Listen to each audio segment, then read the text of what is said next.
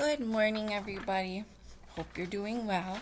Today I am here to show you how to make two different kind of bird feeders. It's supposed to be a great, beautiful week, and the birds are going to be out. They already are. And you could hang some bird feeders out some of your windows and watch them. So the first one we're going to do is make cookie cutter bird feeders. You can use any kind of cookie cutters you want. I happen to have a heart and a circle here. So you're going to need, these are the things you're going to need for it. 3/4 cup of small bird seed, 1 packet of unflavored gelatin. Looks just like this in the baking section. 1/4 cup of water, some string, your cookie cutters, some parchment paper, and then a straw or a pencil to make your hole so you can string it later. Just a quick side note, these do have to go in the freezer after you cook them up and put them in the cookie cutters. They go in the freezer on the cookie cutter, so a smaller plate would be better. So you're going to get your plate ready, put your parchment paper on top of your plate, and then have your cookie cutters on there. You're going to want an extra piece of parchment paper to push down the bird seed. It gets a little sticky with the gelatin in there, so this helps. And then you need a spoon, you need your measuring cups, and your pan. So you're going to start off by boiling your 1/4 cup of water. So I'm going to put it in here. I already had the pan getting hot. And you're going to start that up. I got to grab a spoon, 1 second.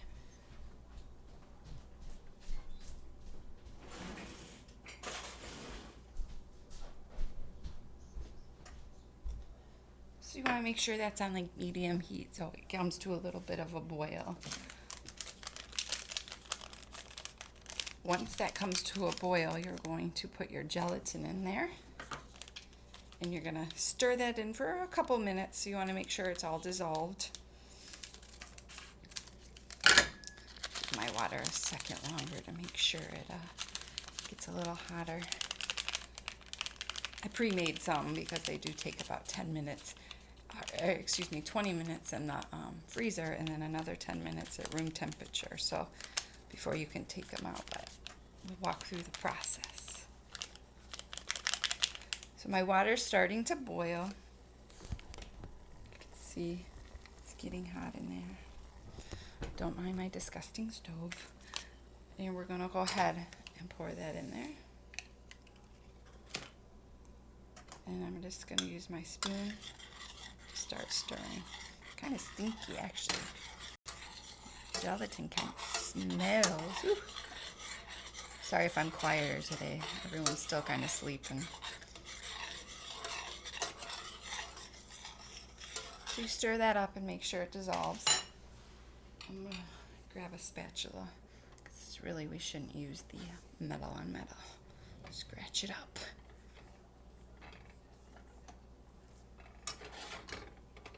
Man, I love the nice weather, but the allergies, my eyes are horrible. It's so bad. So we just stir it all up. It looks a little foamy in there. Show you. It's right there. Now after it's all mixed up, you're gonna let it sit for about 2 minutes.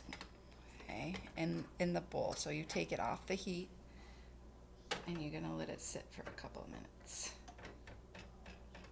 Cools it down. And then I'm gonna make sure I turn off my stove.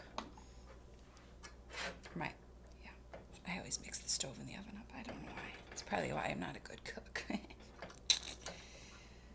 So we're gonna let that sit for a minute. Now after we let that sit, we're gonna add our bird seed, and you need 3/4 cup of bird seed. I have my big bag of bird seed over here.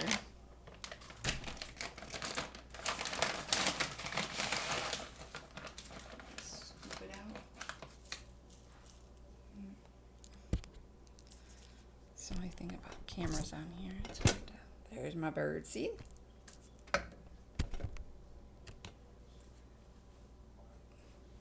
It says you want smaller bird seed. This has some black seeds in it, which it seemed okay to work. I tried a couple different recipes. This was the best one. You may have to add a little bit of extra birdseed, not a whole lot, because you want all the mixture of the gelatin and water to be soaked into your birdseed. All right, so we're going to go ahead and dump it in here. And I'm going to take my spatula and mix it all up.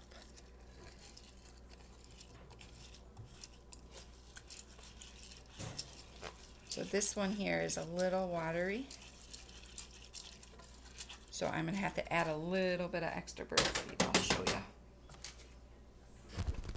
You can see it's got some water in there. We don't want that extra water in there. So we're going to go ahead and add a little birdseed in there. Just kind of eye it, shake a little in there, stir it up, see how it mixes in.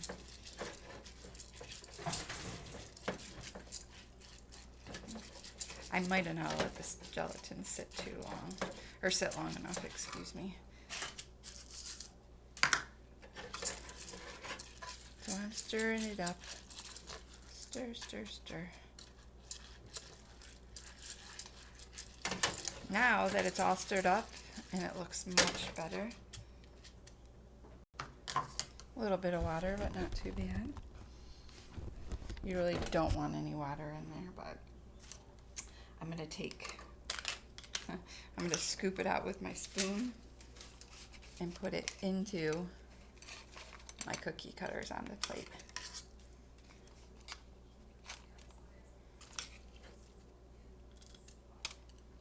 Scoop it in and scoop it down. Remember, it's going to be sticky from the gelatin, so your hands could get a little sticky.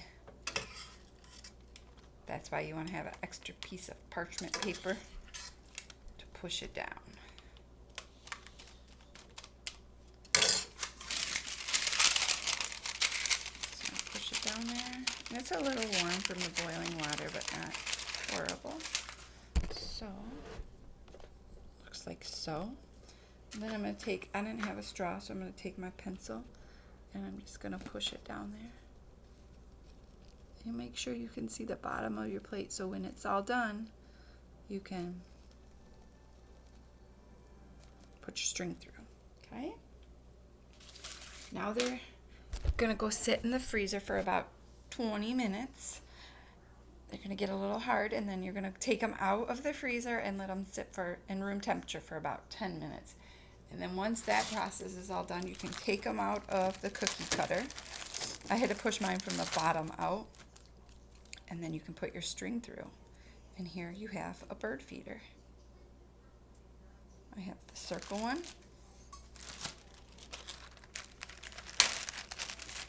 And I made a heart one. Pretty cool. So I'm going to hang them outside in a little bit and see how the birds like them. Okay, so that's number one. Let's go to number two. This one's a little easier. Alright, here we go. So for this one, you need a toilet paper roll, some peanut butter, some honey, some birdseed, a knife, a plate, and some string. So make sure your toilet paper roll is cleaned off. Got a couple spots there. Okay. First, you want to put the string through it, because after this, your peanut butter is going to be all over. Just go ahead and put the string this way. And tie it up like so. I'm going to use peanut butter today. I do have some honey, but it's not open yet. And actually the peanut butter wasn't open either, but this will get eaten before the honey over here. So I'm going to go ahead and use my knife. It scoops them out. This is good for the kids to do. Plastic knives are perfect. They've used them before in school. It's good, hand over hand help. And you just spread it. Get it on all over.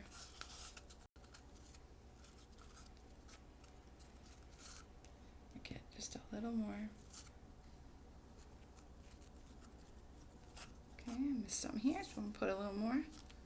Okay, so like that. I'm going to grab my birdseed.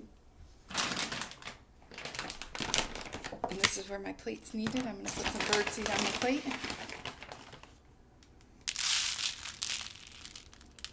I'm going to move the camera down so you guys can see. Okay. And I'm just going to roll it. Roll it in. Roll it in. Roll it in. Covering up the peanut butter. You can also do this on pine cones if you have any pine cones around the house. And voila. Our bird feeder. So there's 2 different ways you can make a bird feeder this week, and watch out the window or sit outside and see what kind of birds come.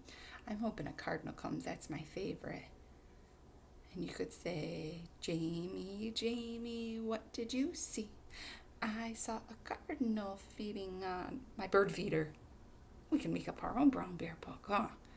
About the different birds that we see. So maybe you could tell me if you saw any birds at your bird feeder this week. What they looked like, maybe what color they were. Were they blue? Were they red? Were they yellow? Ooh, or orange? You have to let me know. All right. I can't wait to see some of the bird feeders you make. We'll see you later. Bye.